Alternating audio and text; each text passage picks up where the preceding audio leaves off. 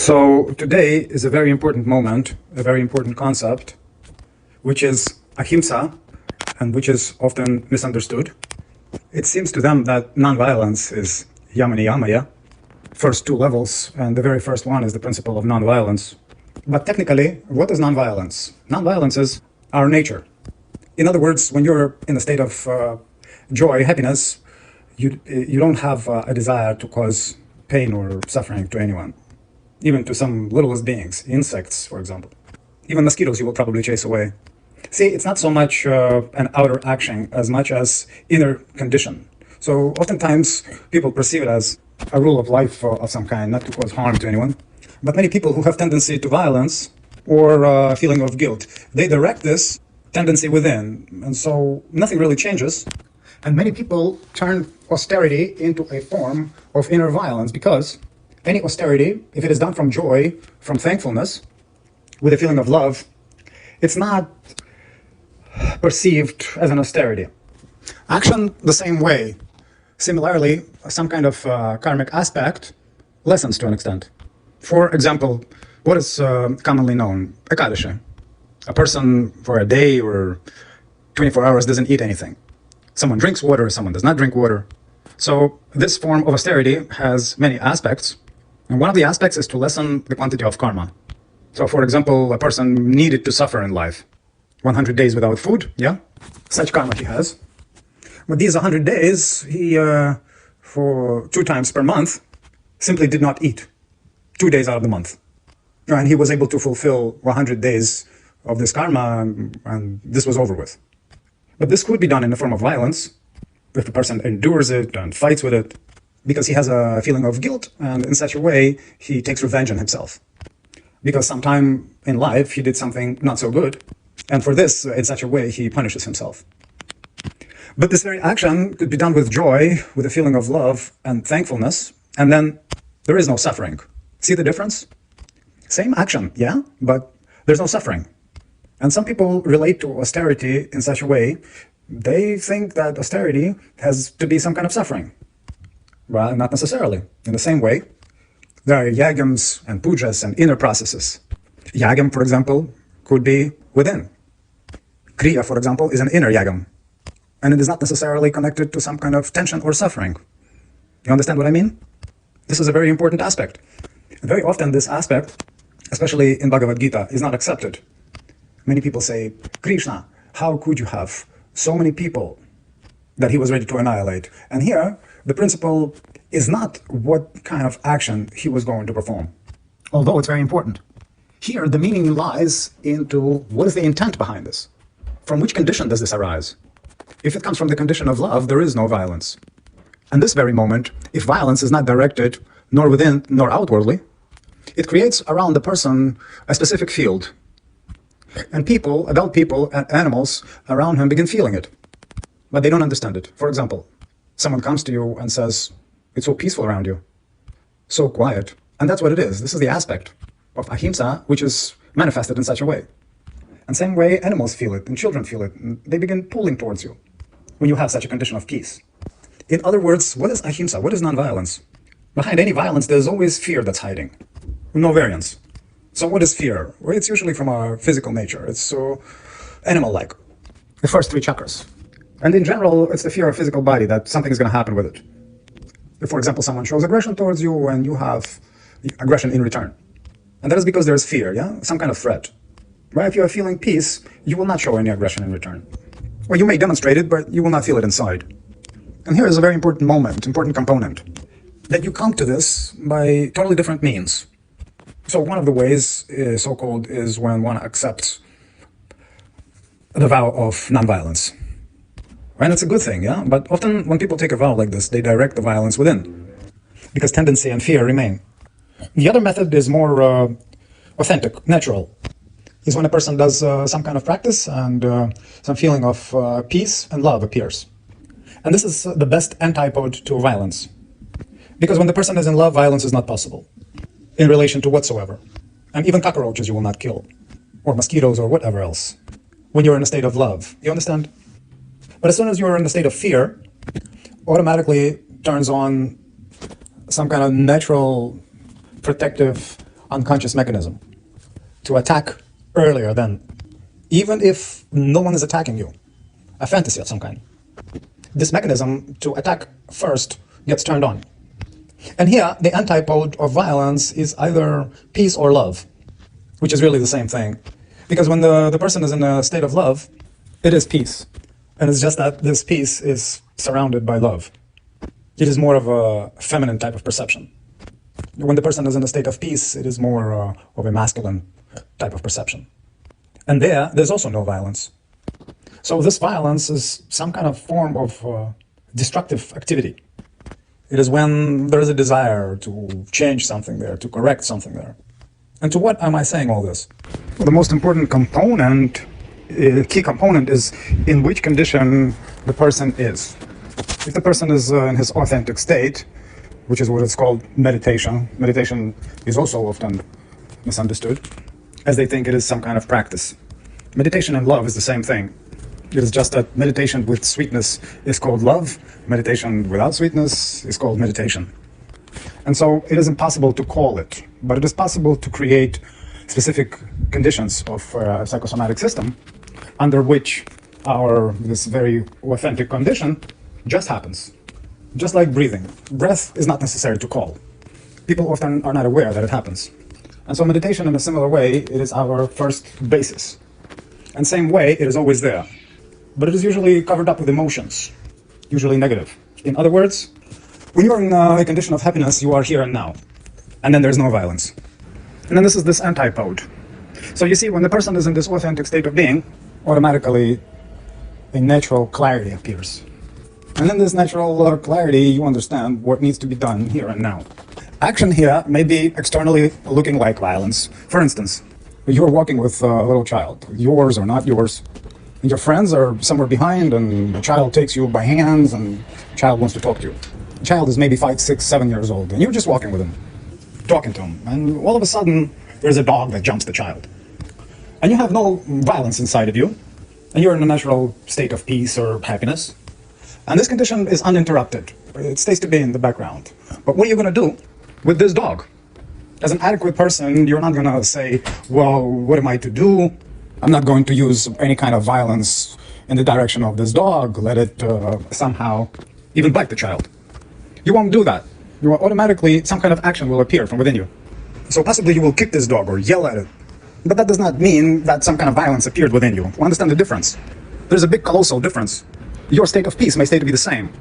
But simply out of that state of peace appears an active, adequate action for that very context that is being developed at this very moment, here and now. But when the action is complete, for example, the dog ran away, it understood that there's no reason to do this.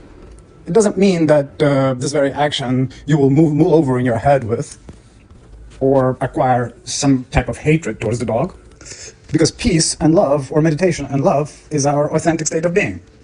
And when we are in this authentic state, that is what nonviolence is. It's not like a person takes a vow of nonviolence and within himself he somehow suppresses something and really hates someone. That's not ahimsa. Or, for example, on the outside, the person stopped because this is his nature. He was brought up in such a way. But inwardly began displaying some kind of violence towards himself. That's also not ahimsa. Ahimsa is our natural, authentic quality. Yeah, it was called in such a way so that somehow it could be explained and portrayed somehow. But it is our natural state, authentic. And we should approach this from a different side, from the very beginning. It is not like we need to somehow suppress something within ourselves. Aggression and violence. It does not work. It is useless. That then becomes a shadowy aspect. And the shadowy aspect becomes more powerful than the seen aspect, which is being cognized, because what is being suppressed becomes obsessive, becomes stronger, goes to the level of subconscious. And then from there starts futzing out, and then expresses itself in dreams and other activities, and it's useless. Point is not to suppress violence within yourself, but so that it does not appear. Outwardly, action may look like violence, if it is necessary at this very moment, because it is adequacy, you see? But inside, which is most important, is that it's from the state of peace and love. Or is it really with some kind of hatred? Where any hatred builds karma. And so any person who has common sense understands that any violence that comes out of feelings does not lead to anything good. Not for himself, not for the person in whose direction it is directed, because it creates the new karmic cycle. So either someone understands this through common sense, and it automatically disappears, or a person takes on the vow of nonviolence, and through some time he notices this within himself, and starts getting rid of it. And it also works, but it is more like a fundamental method. It's like, there's a visualization with the help of which something happens. And then there's the actual physical action. And this is almost on the level of physical action. And then there's the third method, when you just stay in your authentic condition. How does it happen? Either you are clear about the illusion of yourself, with whatever you consider to be yourself, in relation to the body. And there's a combination. Body, persona.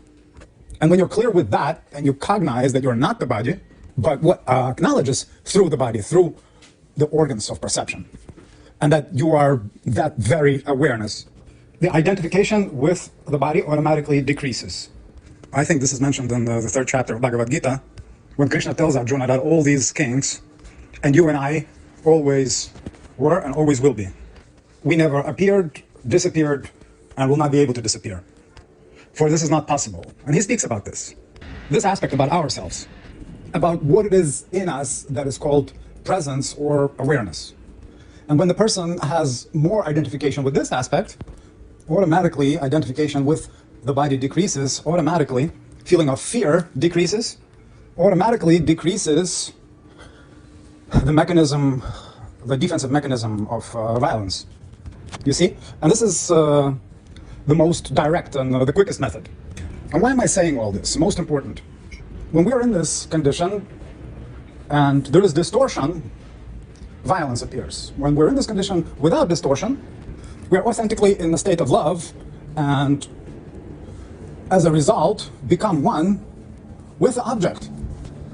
And you have observed this more than once. When you were in love with someone, you literally felt when the person wants to eat, where the person wants to go, or what does he think about. You literally became one. Some kind of empathetic aspect was revealed. For you, almost like forgot yourself, or what you considered yourself, and just felt the other person, and were just concerned with the other person. And behind this, there's something more, something further, something more intense. It is called compassion. You're very sensitive as a result of practice. Your sensitivity is more than of any other sentient being. And this happens frequently. Some other sentient being experiences pain, and you experience it. And this feeling is very intense. And of course, you naturally a current desire to help, so that you yourself also will not be experiencing it. And this is natural. And this is key moment. This is the essence of ahimsa, to stay in your authentic condition. So that if you see some kind of pain near you, you begin feeling it and you want to correct it, to get rid of it, and no violence within you appears. And this is key component of ahimsa, to stay in your authentic state. And this key component is very important to understand, because if we don't understand it, then it will be some kind of mind game. Because there are people who redirect violence within themselves, and then in their thoughts, violence actually appears towards someone, but they don't show it. And then this is useless. This does not work. You see, you can trick anyone, including your own self, but you cannot trick existence itself. Either in your field it is non-existent and all sentient beings feel it, or it exists, but you do not direct it outwardly into action. And then what's the point? And now see, why am I even saying all this? Now is very important. Why I was even saying all this. You probably heard more than once about collective meditation, when a group of people manifest some kind of intent and sit and do some kind of practice. It does not matter, unity or presence or something else, some kind of prayers. And then as a result, this influences the whole quantum field in a specific radius. The more the people, the more the radius of this field. And you studied this. Well, what amount of people creates what kind of radius? And then other people begin getting involved. And then crime lowers, and the amount of violence lowers. All this was measured and experimented with. And many people heard about this. And it is great, yes. But the same thing works in the opposite direction. When a person spoke about something or watched something on TV and begins feeling animosity and hatred towards someone. And now imagine that such people are numbered in some millions. You see what type of field they create. They're clueless about what they're doing. It seems to them that this is righteous anger, and they justify it. And then they create this field of violence, hatred, and the remainder of people which are located in some kind of near surroundings begin feeding off of that field. And they begin getting negative thoughts, which never before visited them. And they begin cognizing them as their own, these thoughts. You see? It works in both directions. It doesn't just work in one direction. A phenomena of collective meditations. A group of 500 people sit down and are meditating, and they're doing some practice during meditation, concentrating on something, and then they start measuring and are able to tell that crime level went down, or something else. And yeah, 500 people, awesome, amazing. 2,000 people, even better. 10,000 people, ideal. But imagine millions of people who feel hatred, no matter in relation to whom or why. They create that quantum field. And what are these 500 people against a few million? Nothing. And they create this field of goodness, and on the other side, they put it out and add even more negativity. You see? And that's why what's happening in the world and what has always been happening is so-called collective karma, which unfortunately, from the collective unconscious, manifests itself. Not from cognition, from unconscious. That's why when people say, God, you will do everything, it's a good concept. And it is very ancient.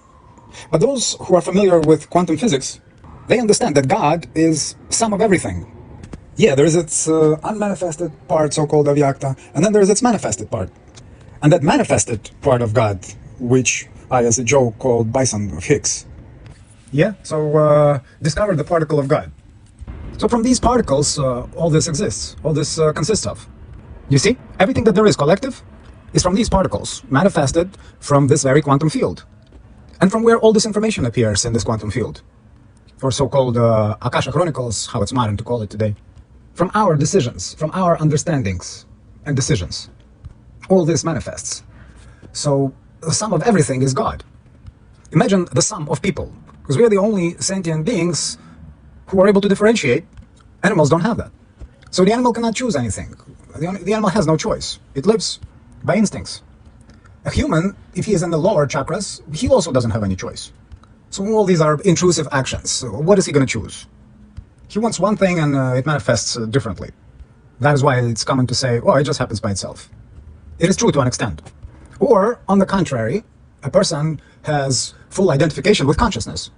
So he is beyond everything, cognizes himself as pure consciousness, which is not involved in the process of creation of gunas. He is simply an observer of universal parameters. And then there's also no choice. So it just happens by itself.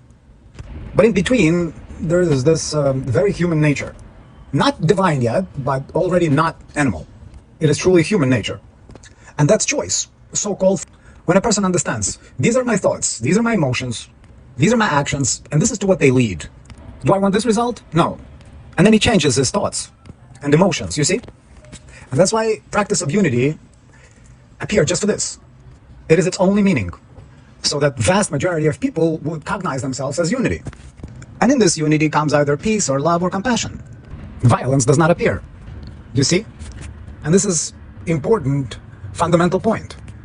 And I ask everyone to seriously think about this. At least for a week, think about this. And many changes will begin occurring. I wish you good thoughts, because these reflections can bring to deep inner change. Colossal discovery of understanding the self and why all this is even needed. Because this has a deep meaning. The only meaning of our being in this human body. It is spiritual evolution, because there is no other point to be in the human body. Not just to eat and sleep and multiply. For this we could have been born an animal. Being in a human body is for one goal only.